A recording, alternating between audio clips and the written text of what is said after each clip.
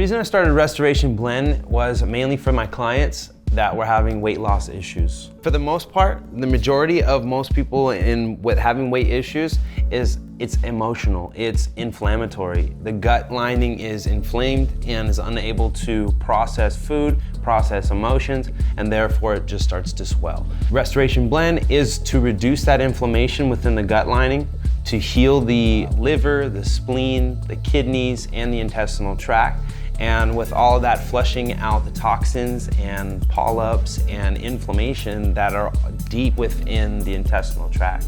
So that's the only really reason why I had my clients take these herbs, is because without exercising, there's really no way to flush out the system. And if you're exercising, you can still get the benefits with these herbs because you're adding a way of cleaning out the inside.